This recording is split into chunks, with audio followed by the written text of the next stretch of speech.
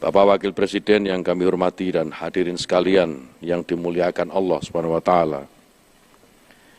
Kita semua baru saja menyimak paparan yang sangat holistik dari Buya Ar-Razi Hasyim tentang makna Isra Mi'raj dan dijelaskan dengan gamblang tadi bagaimana kita semua harus mengambil inspirasi dan terinspirasi sebagai bangsa besar agar tetap selalu rukun dan menjaga keharmonisan dalam keberagaman.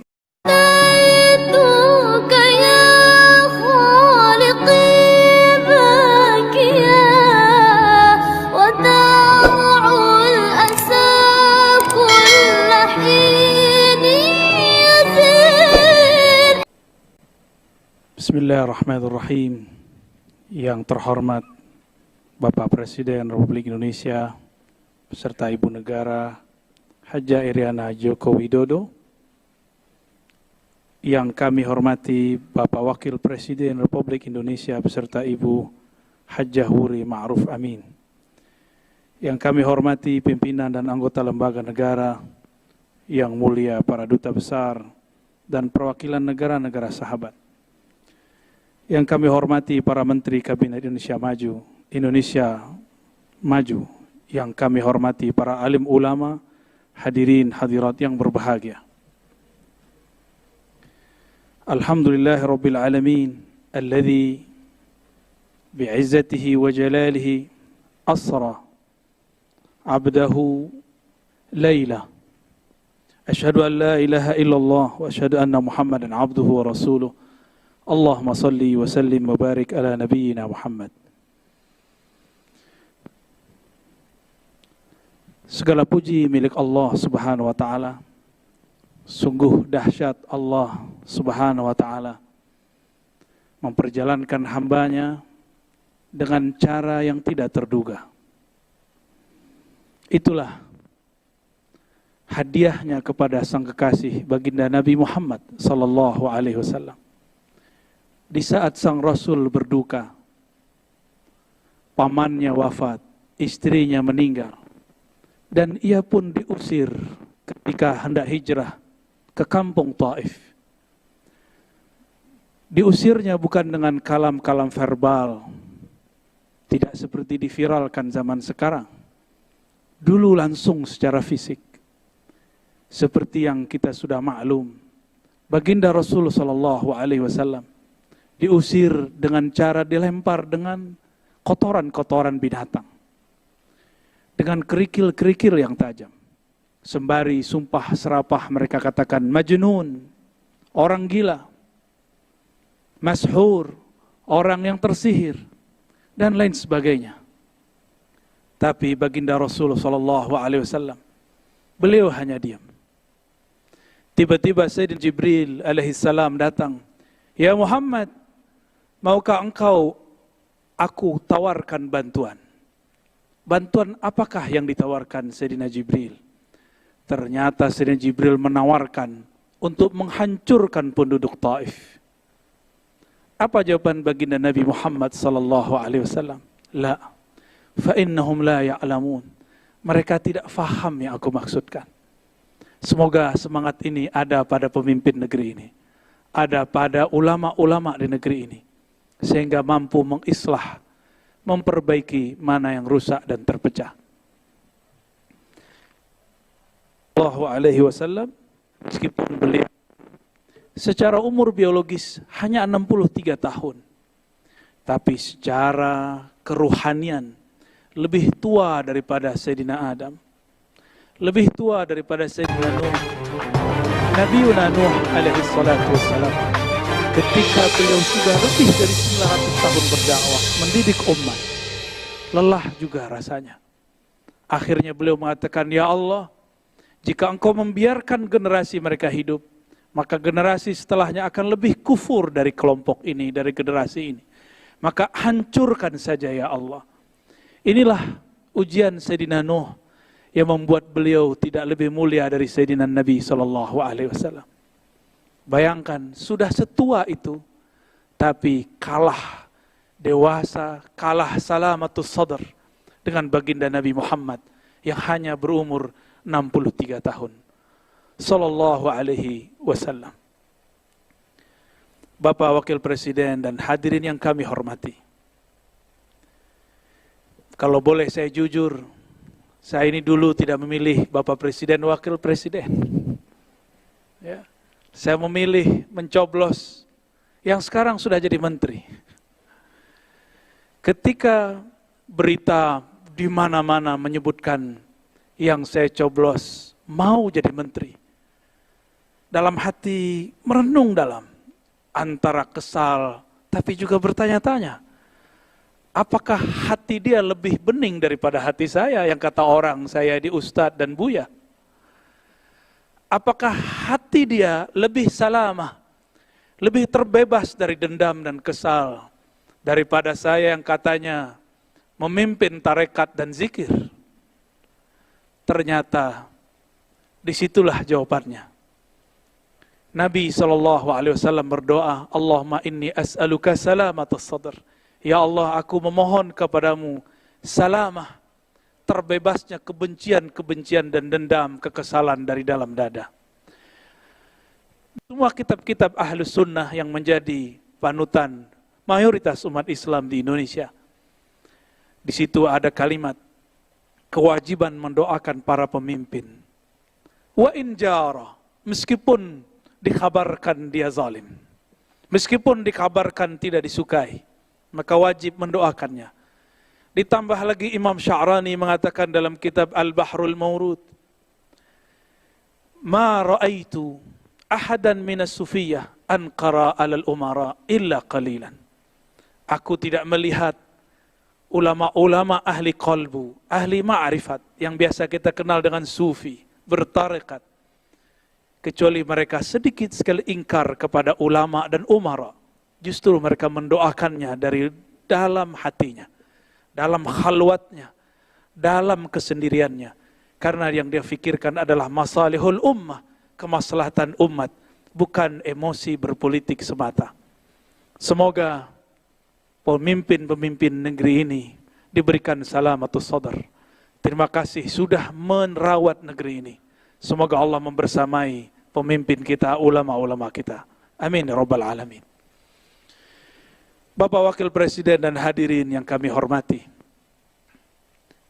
kisah Isra Mi'raj sudah banyak diceritakan, tapi karena memori manusia pendek, apa salahnya kita mengulang sedikit. Namun kami mengambil menarik jauh-jauh ke masa sebelum Nabi Yuna Adam dicipta.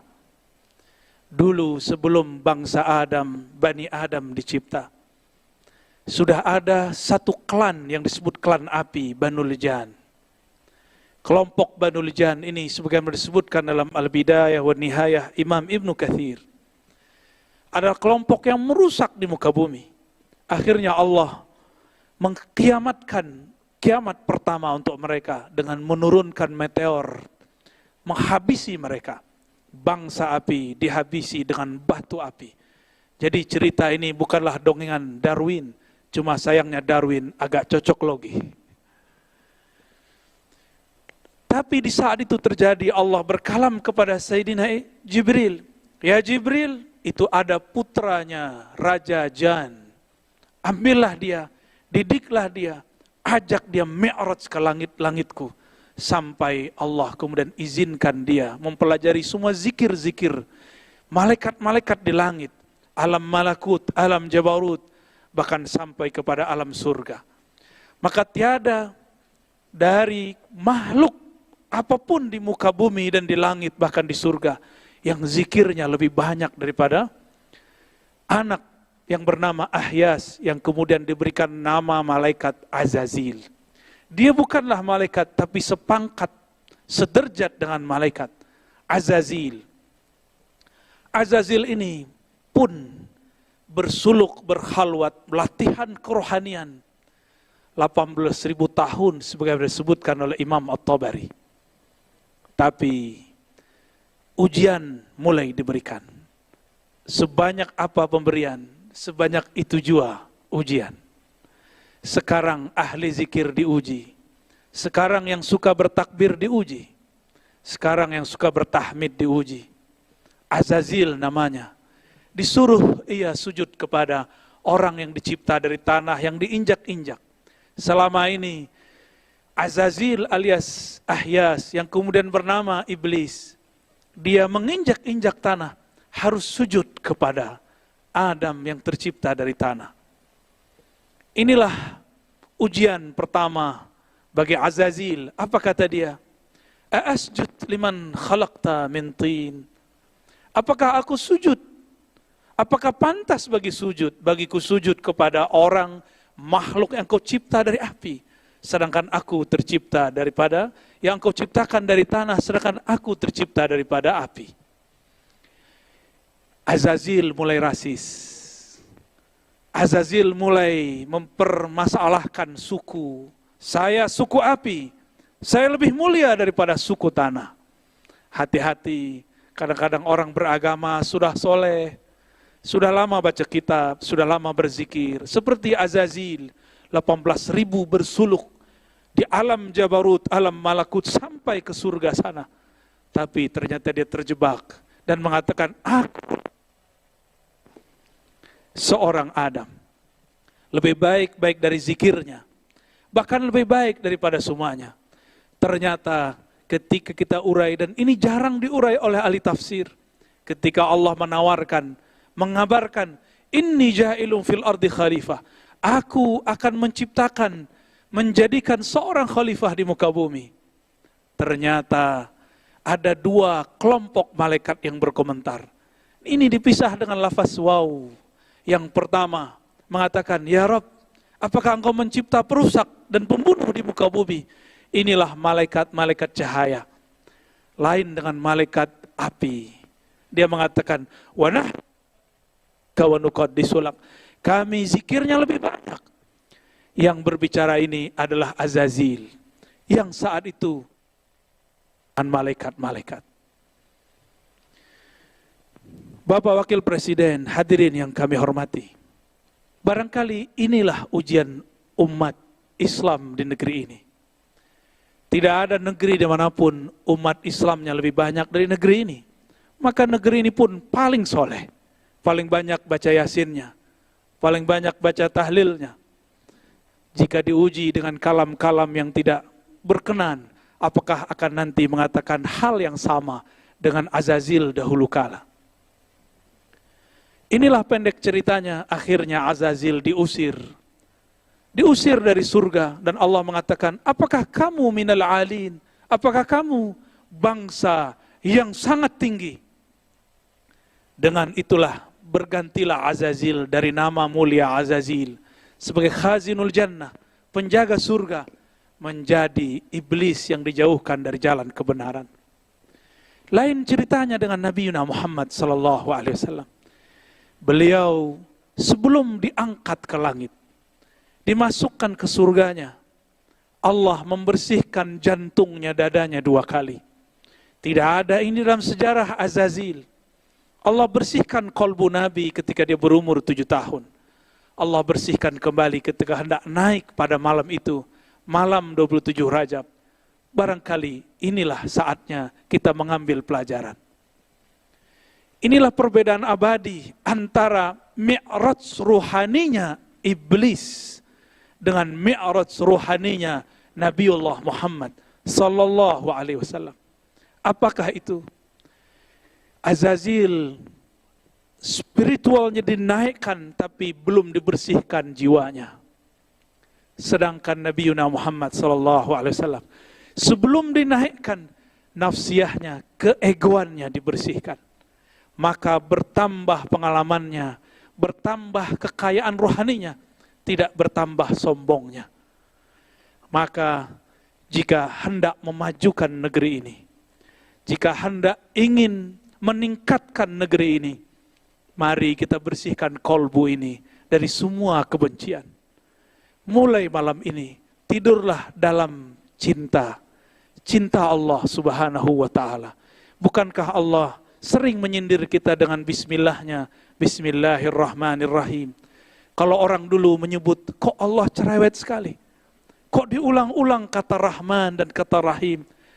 Tiada lain, tiada bukan, supaya kita mengambil pelajaran dari sana. Inilah yang dikatakan oleh Nabi SAW sebagai hadis penutup yang kami baca pada malam ini. Diriwayatkan oleh Imam Al-Hakim At-Tirmidzi. Apa kata Nabi SAW? Inna lillahi, sesungguhnya Allah memiliki 100 lebih, wa sab'ata asyar, yaitu 117 khuluqan, akhlak atau adab. Ambillah satu saja, dakhaltul jannah, maka engkau akan masuk surga. Maka makhluk-makhluk surgawi yang ada di muka bumi, mereka yang meniru sifat rahmaniyah Allah, sifat rahimiyah Allah. Sedangkan makhluk tubuhnya manusia, di dalamnya adalah iblis, penuh kebencian, penuh kesombongan, walaupun berjubahkan jubah alim ulama, walaupun dia berpakaian pakaian orang soleh, tapi jika di hatinya ada perasaan ana khairum minhu, aku lebih suci, aku lebih baik, aku lebih berhak, maka hati-hati, itulah syayatinul insi, itulah syaitannya manusia. Semoga negeri ini, umaranya, ulamanya, orang-orang yang bertugas di negeri ini dan rakyatnya, Allah bersihkan kolbunya dari kebencian-kebencian dan kesombongan. Semoga Allah memberikan nur mi'rajnya kepada kita semua. Semoga Allah merahmati kami yang berbicara dan kita yang hadir mendengarkan. Wa sallallahu ala sayyidil mursalin, Sayyidina Ahmad, Sayyidina Muhammad, wa ala alihi wal mahdi khalifatihi wa sallim. Assalamualaikum warahmatullahi wabarakatuh.